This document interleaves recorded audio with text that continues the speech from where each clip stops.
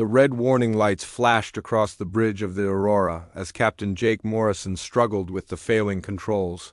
His deep space exploration ship shook violently as the main engines died one by one.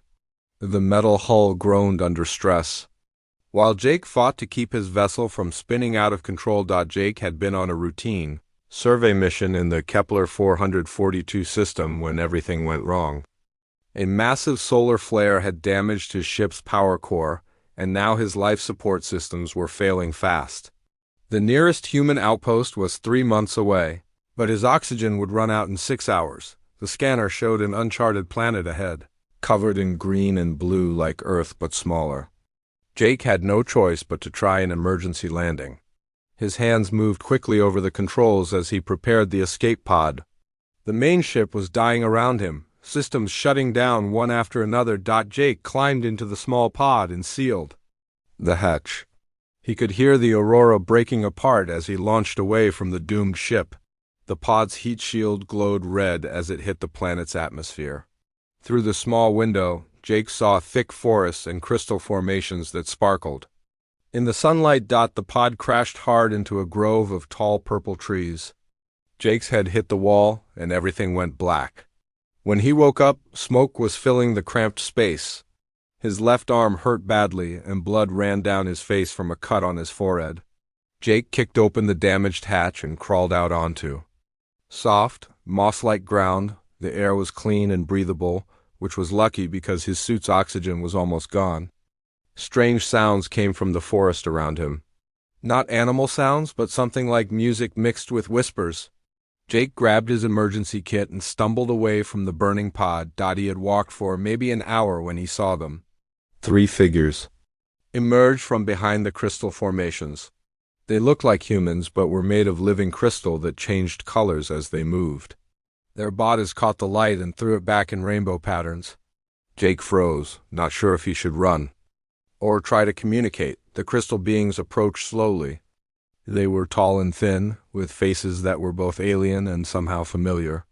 Their eyes glowed with soft blue light, and when they spoke to each other, their voices sounded like wind chimes. Jake raised his hands to show he meant no harm. One of the beings stepped forward and touched Jake's injured arm. Warmth spread through his body, and the pain faded away. Jake looked down and saw that his arm was completely healed. The cut on his forehead stopped bleeding and began to close. The crystal beings led Jake through the forest to their city. It was unlike anything he had ever seen. The buildings grew from the ground like coral, all curves and flowing lines. Lights pulsed through the structures in steady rhythms like a heartbeat made visible. There were no roads or vehicles, just pathways of living crystal that glowed softly under their feet. Jake was brought before an ancient being whose crystal body had grown complex patterns over many centuries. This was Elder Cathara, though Jake would not learn her name for several days. She studied the human with eyes that held deep wisdom and curiosity. The Vani, as Jake learned they were called, had never encountered another intelligent species. Their world had been isolated for thousands of years, hidden in a rarely visited star system. They had achieved perfect harmony with their planet, growing their technology from living organisms instead of building machines. Elder Cathara faced a difficult decision. Some members of the Vani Council wanted to send Jake away, fearing that contact with an alien might somehow damage their pure society. They had worked for millennia to create their perfect world, and they worried about unknown contamination from this strange visitor. But Cathara saw something in Jake that the others missed. She watched how he tried to help injured Vani even though he could barely stand. She noticed how he studied their technology not to steal it, but to understand and appreciate it.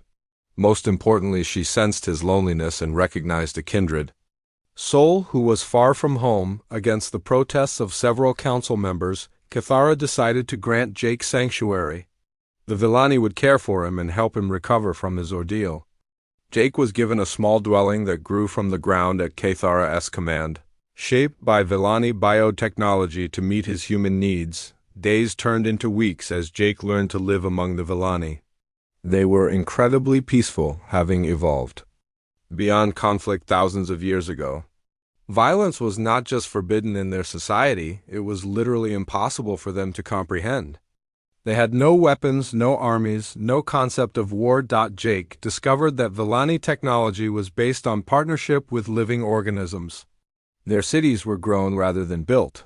Their power came from bioelectric plants, and their vehicles were actually trained creatures that moved through the crystal formations. Everything worked in harmony with the planet's natural systems. A young Vani named Zefani became fascinated with Jake's stories about human technology and society.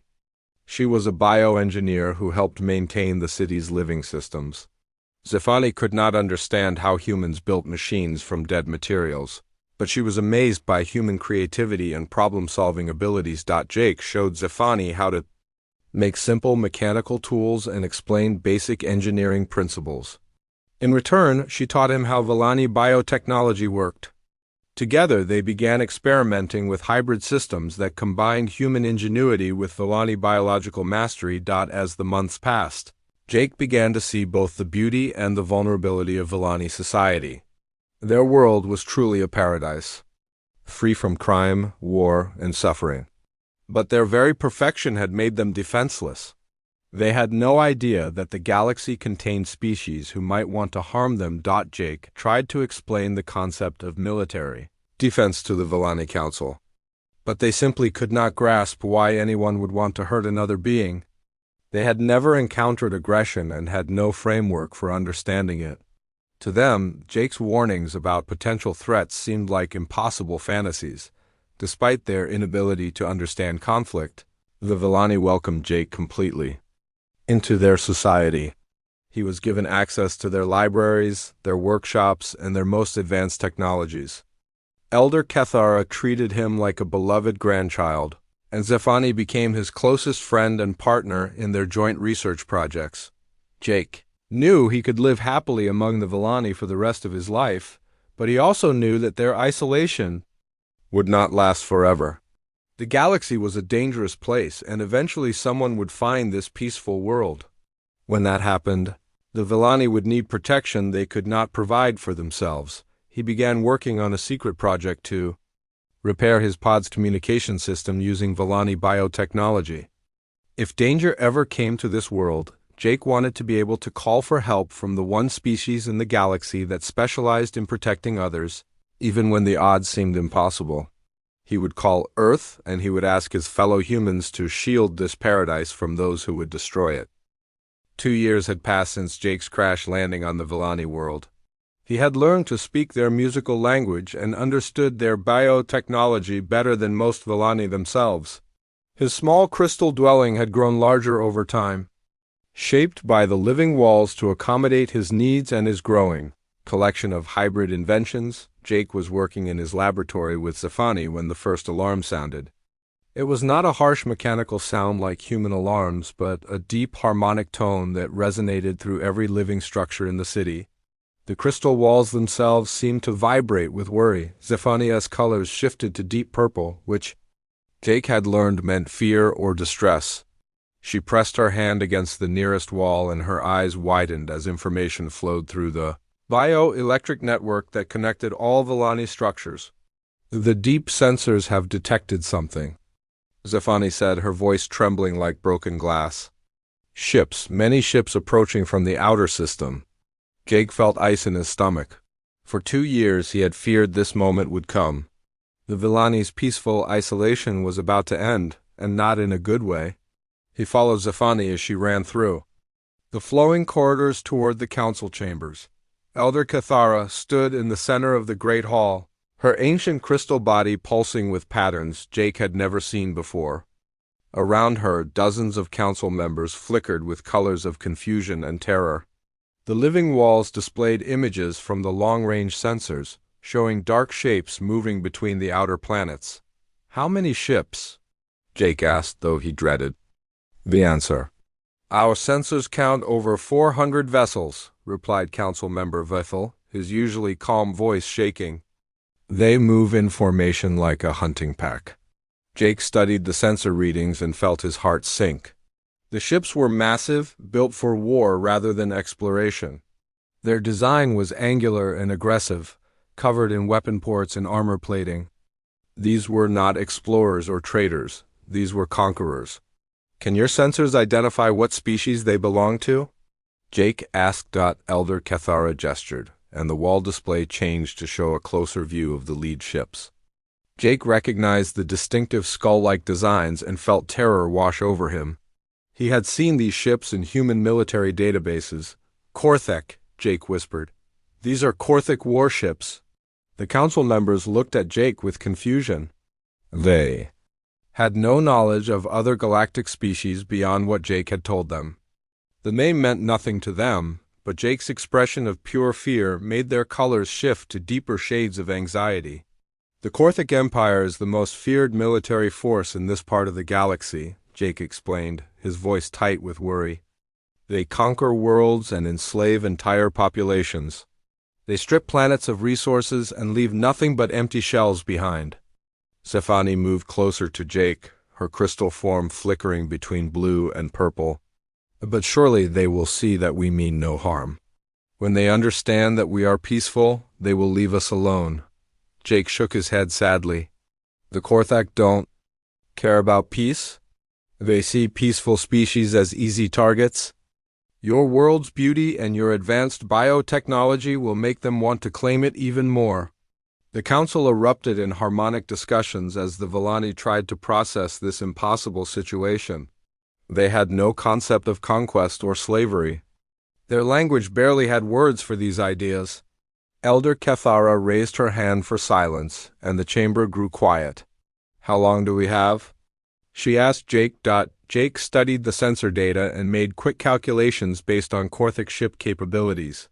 Their fastest scouts will reach your planet in about 3 months. The main fleet will arrive maybe 2 weeks after that.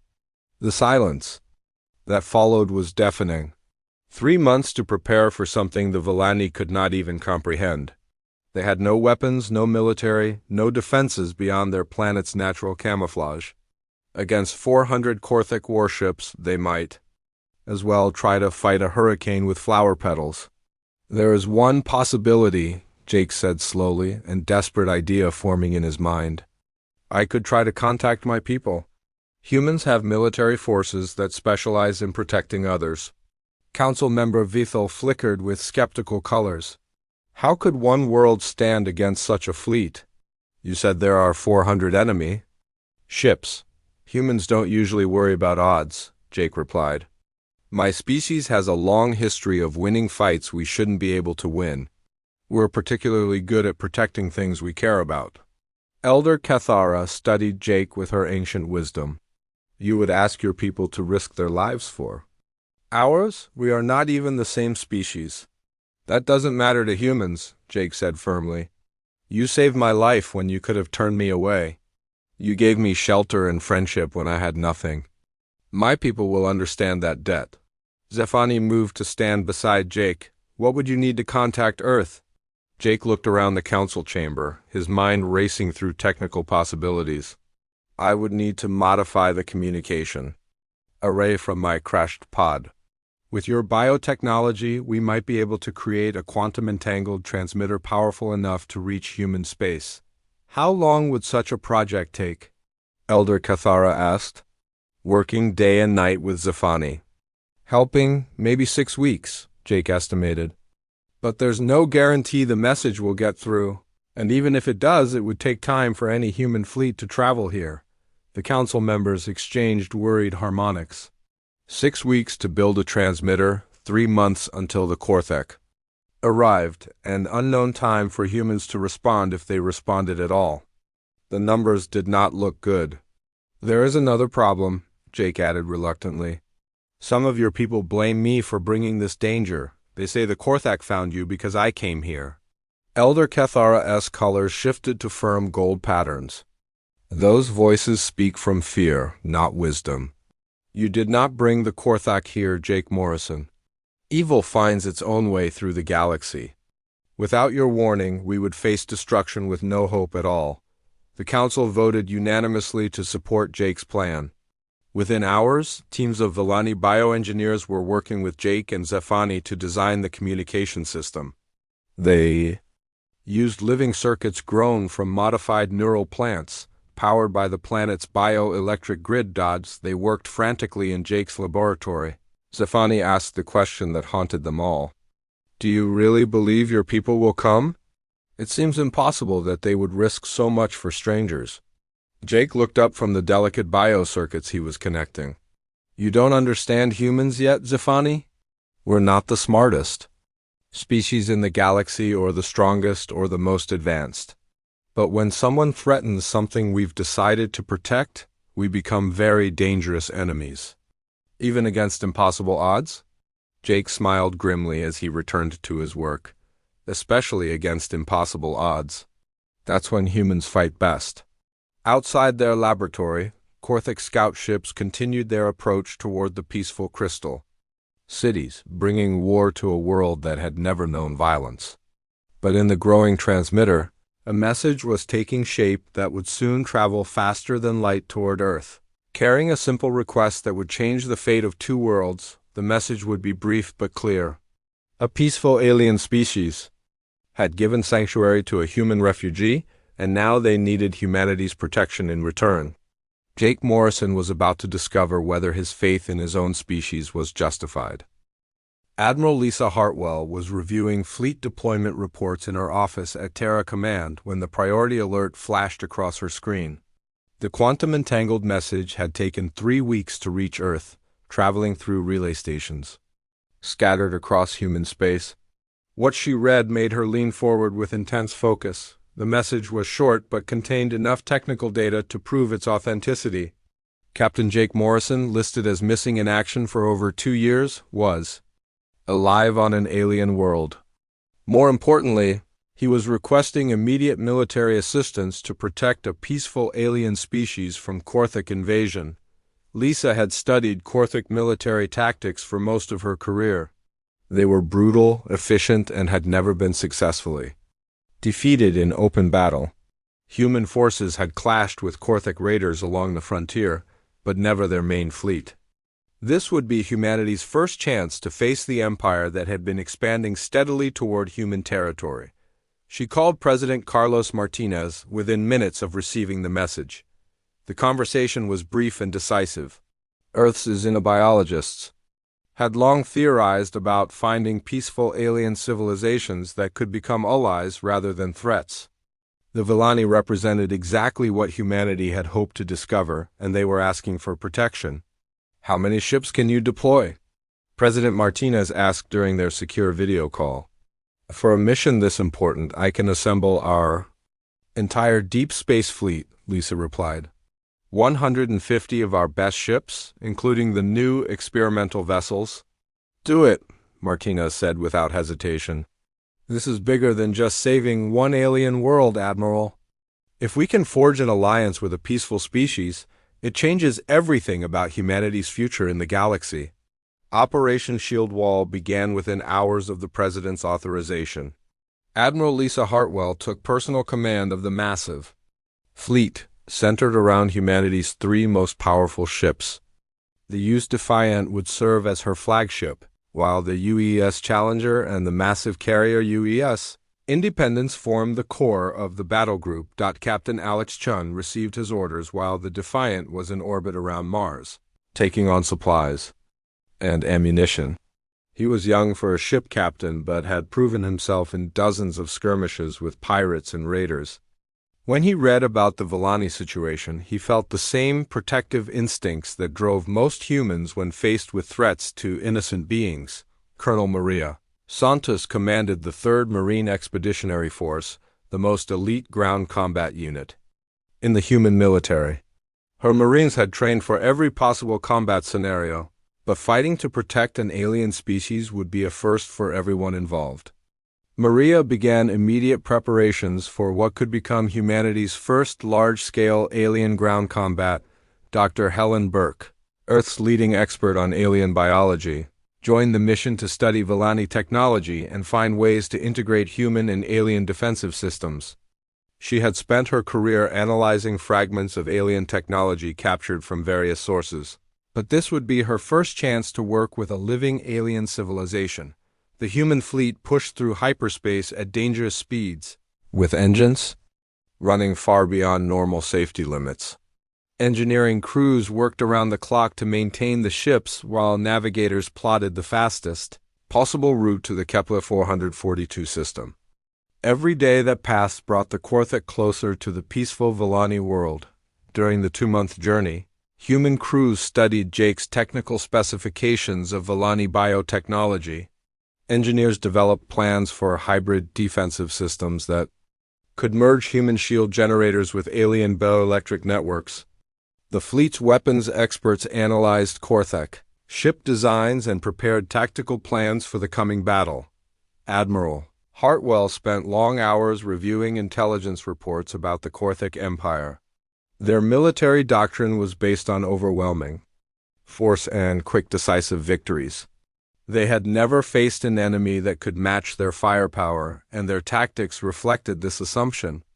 Lisa began developing plans that would use human mobility and creativity against Korthak brute strength. The fleet arrived in the Kepler 442 system, with only 5 days before the Korthik Armada was scheduled to reach the Vani homeworld. What the humans found exceeded their wildest expectations. The planet was a masterpiece of biological engineering, covered in crystal cities that pulsed with living light. Orbital sensors detected power grids that worked in harmony with natural planetary rhythms. Jake Morrison met the human fleet in a small Vani bioship that moved through space like a living creature. Admiral Hartwell watched through the viewscreen as Jake's vessel approached, its surface rippling with patterns of light. She had expected to find a stranded human struggling to survive on an alien world. Instead, she found someone who had become part of an advanced civilization. "Admiral, it's good to see human ships again," Jake said as he stepped onto the Defiance bridge.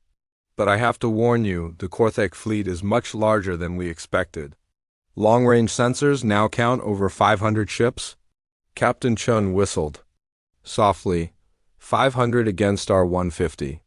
"Those are not good odds," Jake smiled grimly. "I told the Vani that humans specialize in bad odds. I hope I was right." Admiral Hartwell ordered immediate deployment of the fleet throughout the star system. Human ships took positions around the planet, using the moons and asteroid fields as cover. The experimental ships with prototype shield technology formed the inner defensive line, while the faster frigates prepared to make hit-and-run attacks against the approaching enemy. Dr. Burke accompanied Jake down to the planet's surface, where she was amazed by what she found.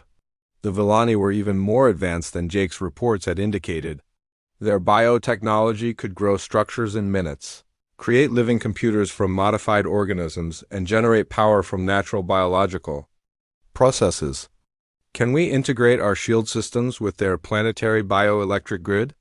Dr. Burke asked Jake as they toured a Vani power center. "Zefani and I have been working on that exact problem for weeks," Jake replied. "The theory is sound, but we haven't had time to test it properly." Elder Kethara welcomed the human delegation with gratitude that needed no translation. Her ancient crystal form pulsed with warm colors as she communicated through Jake, who had become fluent in Vani harmonic language. The other council members flickered with amazement at seeing an entire fleet of human ships defending their world. Colonel Santos established defensive positions around the major crystal cities, working with Vani engineers to create fortified positions that looked more like gardens than military bunkers. Her Marines were fascinated by the peaceful aliens, many of whom had never seen violence of any kind in their long lives.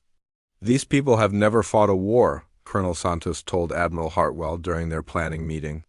"They literally don't understand the concept of killing another intelligent being." "Then we'll have to understand it for them," Lisa replied. "Position your Marines to defend their cities.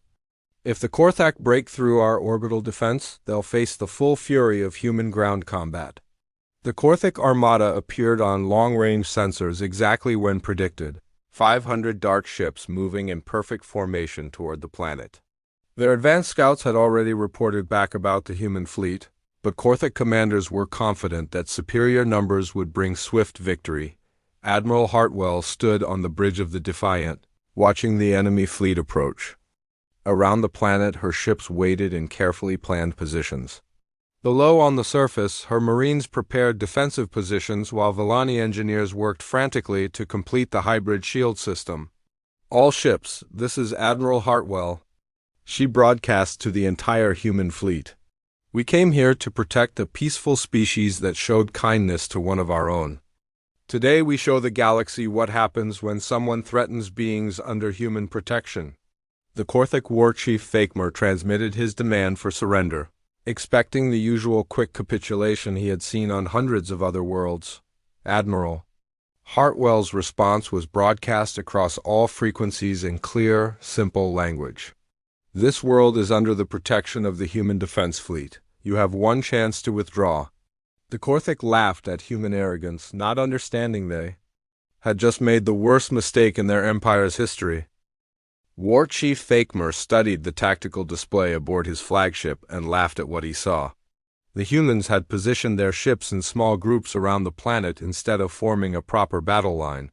Their fleet was outnumbered more than 3-1, and they were using primitive defensive tactics that any Korthik Academy student would recognize as suicide.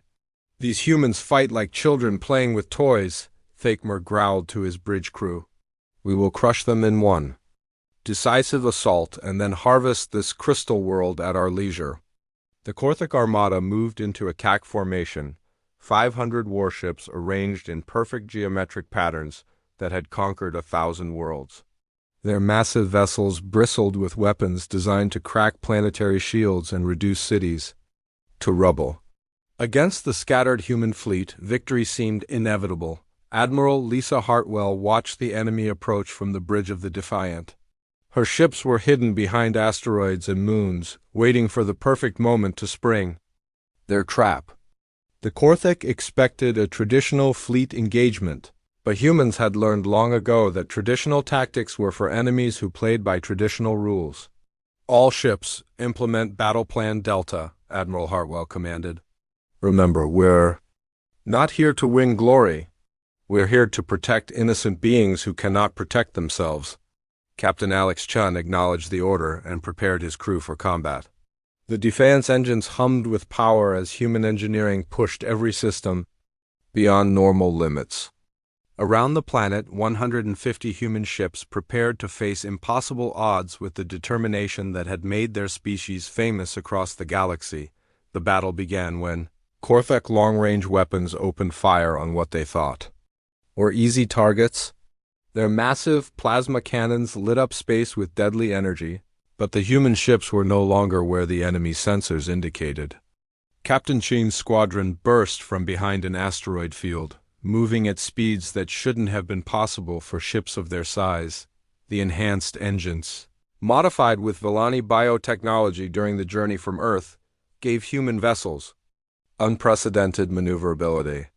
The Defiant twisted through space like a living creature, its hull reinforced with bioelectric networks that distributed energy more efficiently than any purely mechanical system. War Chief Fakmer watched in confusion as his opening salvo missed completely. The human ships moved in patterns that defied Korthik understanding, splitting into smaller groups that attacked from multiple directions at once. His sensors couldn't track the fast-moving vessels as they used the system's natural features for cover. Impossible, Fakmer snarled. No ship can move like that. Captain Chain proved him wrong by bringing the Defiant around a moon at full acceleration, its experimental shields absorbing Korthik fire while its weapons carved through enemy HUL armor. The human battle cry echoed across all frequencies as more ships joined the attack from unexpected angles. The space battle raged for hours as human mobility clashed against Korthik firepower. Admiral Hartwell's tactics confused the enemy commanders, who had never faced opponents willing to sacrifice formation discipline for tactical advantage. Human ships attacked like wolves, striking fast and hard before disappearing behind cover, but the Korthik had overwhelming numbers, and gradually their superior firepower began to tell. Several human ships were destroyed, their crews dying to protect beings they had never met. The enemy pressed their advantage, pushing closer to the planet despite human resistance. War Chief Thakmar ordered a ground assault when it became clear the orbital battle would take longer than expected. Hundreds of Korthek dropships launched from the main fleet, carrying assault troops toward the crystal cities below. The plan was simple: take hostages from the peaceful population and force the humans to surrender. Colonel Maria Santos watched the enemy landing craft descend through her tactical display. Her marines were positioned around the major Vani cities, hidden in defensive positions that looked like natural crystal formations. The peaceful aliens had worked with human engineers to create bunkers and barriers, though many Vani still couldn't understand why such things were necessary. "Remember your training?" Colonel Santos broadcast to her troops. "These enemies think peaceful means weak. Let's show them the difference between peaceful beings and the humans who protect them." The Korthek dropships landed in what their commanders thought were empty fields near the crystal cities. The assault troops deployed in standard formation, expecting to overwhelm any resistance with superior numbers and firepower. They had conquered hundreds of worlds using the same tactics, and they saw no reason why this planet would be different. Jake Morrison crouched beside Zafani in a command bunker grown from living crystal. The young Villani scientist watched human Marines prepare for battle with wonder and fear in her glowing eyes. She had helped design the hybrid defensive systems, but still couldn't truly comprehend the violence that was about to unfold. "Will your people really fight to the death for us?" Zafani asked, her crystal form flickering with uncertain colors. "They won't have to die," Jake replied grimly, "because they're very good at making the other side die instead." The first Korthek assault wave advanced on the crystal cities with confidence born from 1,000 victories. Their heavy weapons and powered armor had crushed every enemy they had ever faced. But as they moved through the crystal formations, they discovered that the seemingly empty landscape was very much occupied. Colonel Santos gave the order to engage when the enemy was fully committed to their attack. Human marines erupted from concealed positions with devastating effect. The Korthak found themselves caught in a carefully planned ambush, with every avenue of advance covered by interlocking fields of fire. The battle for the crystal cities became a masterpiece of defensive warfare. Human marines used the natural formations for cover, while Villani biotechnology provided power and communication, networks that couldn't be jammed or destroyed. The peaceful aliens showed remarkable courage, helping wounded humans and providing support despite their terror of violence. Sergeant Pete Williams led his squad in a desperate defense of the main city's power center. The crystal structure pulsed with bioelectric energy that the hybrid planetary shield system needed to function. Korthek assault troops hammered at the marine positions with heavy weapons, but human determination held the line. "They're trying to cut the power feeds," Williams reported to Colonel Santos. "If they succeed, the planetary shield won't have enough energy to maintain full coverage." "Hold that position at all costs," Santos replied. "Help is coming." Above the planet, the space battle reached its climax as Admiral Hartwell executed the final phase of her battle plan. The human ships that had been fighting separate engagements suddenly coordinated their movements, drawing the Korthak fleet into a carefully prepared trap. The enemy had been so focused on destroying individual human vessels that they hadn't noticed their formation becoming dangerously compressed. Jake, as if Vani worked frantically in their bunker to complete the planetary shield integration. The hybrid system was nearly ready, but it needed perfect timing to work properly. If they activated it too early, the incomplete network might overload and fail completely. If they waited too long, Korthek ground forces might capture the key power centers. "The bioelectric grid is at maximum capacity," Safani reported, her hands dancing across living control surfaces. "But the human shield generators need more time to fully synchronize with our planetary network." "How much more time?" Jake asked as explosions echoed through the crystal corridors around them. 10 minutes, Zafani replied. "Maybe 15 if we're lucky." Outside their bunker, human marines continued their desperate defense against overwhelming odds. They were buying time with their lives, holding defensive positions that should have fallen hours ago. The Korthek assault troops had never encountered Enemies who fought with such determination for beings who weren't even their own species. War Chief Thakmar grew increasingly frustrated as reports came in from the ground battle. His forces should have taken the crystal cities within the first hour, but human resistance was far stronger than expected. Even worse, his fleet was taking heavy losses from the impossible human tactics in space. The turning point came when Jake and Vani finally activated the completed planetary shield system. Human technology merged seamlessly with Vani bioelectric networks, creating a defensive barrier unlike anything the galaxy had ever seen. The entire planet became protected by an energy field that drew power from every living system on the world's surface. Korthek weapons fire simply bounced off the new planetary shield, while human ships could pass through the barrier without interference. The enemy fleet found itself trapped between an impenetrable defense and human forces that fought with terrifying determination. For the first time in their empire's history, the Korthek faced the possibility of total defeat. The planetary shield blazed with brilliant light as Korthek weapons fire bounced harmlessly off its surface. War Chief Thakmar stared at his tactical display in disbelief as his most powerful plasma cannons failed to penetrate the energy barrier, protecting the crystal world. Nothing in Korthek military history had prepared him for a defense system that seemed to grow stronger with each attack. Admiral Lisa Hartwell seized the moment of enemy confusion to launch her final assault.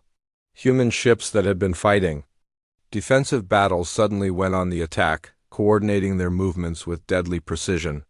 The Korthek fleet found itself trapped between the impenetrable planetary shield and human forces that no longer needed to hold back. Captain Alex Chen brought the Defiant around in a sweeping attack run that carved through 3 enemy destroyers in a single pass. The ship's weapons, enhanced with Vani biotechnology, fired with accuracy that seemed impossible to the Korthek commanders. Other human vessels followed suit, their crews fighting with the fury of protectors defending innocent lives.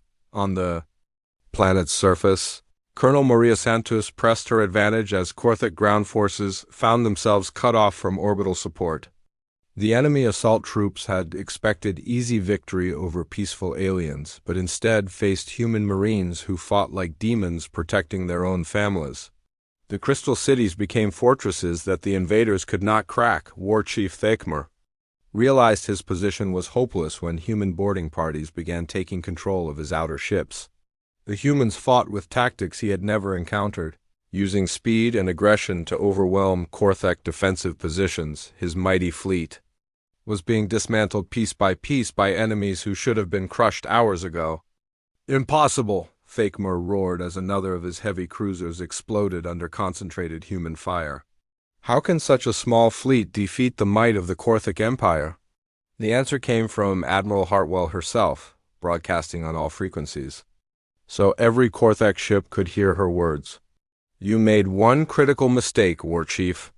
You threatened beings under human protection. That makes you our enemy, and humans are very good at destroying our enemies." The battle reached its climax when human marines stormed Thakmar's flagship. Colonel Santos led the assault personally, her troops moving through Korthek corridors with precision born from decades of training. The enemy warriors were larger and stronger than humans, but they had never faced opponents who fought with such coordinated determination. Thakmar himself fell when he tried to make a final stand. On his command bridge, the proud Korthek commander who had conquered dozens of worlds was captured by human soldiers fighting to protect aliens they had never met before this day. His surrender marked the effective end of Korthek resistance throughout the system. Jake Morrison watched the final moments of the battle from his command bunker deep within the main crystal city. Vani stood beside him, her crystal form glowing with patterns of amazement and gratitude. The young Vani scientist had witnessed something she never thought possible, the complete defeat of a superior enemy force through courage and determination. "Your people truly are remarkable," Vani said, her harmonic voice filled with wonder. "They risked everything to protect beings they had never seen before today." "That's what humans do," Jake replied simply. "We protect those who cannot protect themselves, especially when they've shown us kindness." The surrender of the Korthek fleet came within hours of Thakmer's capture. Faced with the destruction of their command structure and the impossibility of penetrating the planetary shield, the surviving enemy ships requested terms. Admiral Hartwell granted them safe passage out of the system, but only after they transmitted detailed information about other peaceful species under Korthek threat. Elder Cathara convened the Vani Council in emergency session to address the aftermath of the battle. The ancient crystal being who had first granted Jake sanctuary now faced a completely changed galaxy. Her decision to save one human refugee had brought an entire fleet to defend her world, forging an alliance that would reshape interstellar politics. "We owe the humans a debt that can never be fully repaid," Elder Cathara announced to the assembled council members.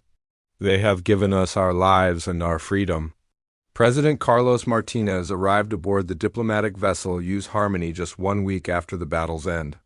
The leader of the human government came to formalize the alliance between Earth and the Vani homeworld, bringing with him trade agreements and mutual defense treaties that would benefit both species for generations to come. Jake found himself appointed as humanity's first official ambassador to an alien species, a position he had never imagined when he first crashed on this peaceful world. His small crystal dwelling was expanded into a proper embassy, grown from living materials that pulsed with bioelectric networks connecting him to both worlds he now called home. The grateful Vani offered to share their biotechnology with Earth, leading to revolutionary advances in medicine, energy production, and space travel. Human scientists worked alongside Vani engineers to develop new technologies that neither species could have created alone. Dr. Helen Burke established a permanent research station that became the Center for Human-Alien Scientific Cooperation. Admiral Hartwell created a permanent naval base in the Kepler 442 system, staffed by volunteers who wanted to study Vani culture and serve as guardians of the Alliance. Captain Chin requested command of the base, finding purpose in protecting the peaceful world that had become a symbol of hope for the entire galaxy. Many human personnel chose to extend their assignments indefinitely, fascinated by Vani society and technology. Colonel Santos established a joint training program where human Marines taught defensive tactics while learning Vani bioengineering techniques. The cultural exchange enriched both species in ways that pure military alliance never could have achieved. The captured Korthek prisoners proved to be valuable sources of intelligence about other peaceful species under threat from the Empire. President Martinez authorized the formation of the Protection Fleet, a permanent military force dedicated to finding and defending civilizations that could not protect themselves from aggressive neighbors. Jake volunteered to lead the first protection fleet mission, accompanied by Vani bioengineers and veteran human Marines who had fought in the Great Battle. Their ship was a hybrid vessel that combined human military technology with Vani biological systems, creating something entirely new in galactic history. The protection fleet's first mission was to the Andromeda system, where Korthek intelligence indicated another peaceful species faced imminent invasion. Jake's team arrived to find the Crystalline Collective, beings made of living mineral who had achieved perfect harmony with their asteroid homes but possessed no military capabilities whatsoever. Word of humanity's victory over the Korthek spread throughout the galaxy, carried by traders and refugees who had witnessed the impossible battle. Other species began to seek out human contact, hoping to forge alliances with the warriors who protected rather than conquered. Earth found itself at the center of a growing coalition of peaceful civilizations. Elder Cathara, now ancient even by Vani standards, often reflected on her decision to save one human refugee. Her simple act of compassion had grown into an alliance that protected dozens of worlds and offered hope to species across the galaxy. The Vani had learned that sometimes paradise must be defended with strength, while humanity had discovered that their greatest victories came not from conquest but from protection. The story concluded with Jake and Zafani standing in a crystal garden overlooking the combined human Vani fleet in orbit. Ships that had been built for war now served as guardians of peace, protecting a growing coalition of species who chose cooperation over conquest. The human refugee who had once crashed alone on an alien world had become the bridge between civilizations, proving that the greatest adventures often begin with a simple act of kindness. In the years that followed, the alliance between Earth and the Vani homeworld became the foundation for what historians would call the Galactic Protection Accord. Dozens of peaceful species joined the coalition, protected by human military might and enriched by shared technology and culture. The galaxy became a safer place for those who chose peace over war, all because one crystal being had decided to show mercy to a stranded human pilot. Jake Morrison had found his way home, not to Earth but to something far more valuable, a purpose that united two worlds in friendship and mutual protection. The refugee had become a guardian, and the guardians had become legends.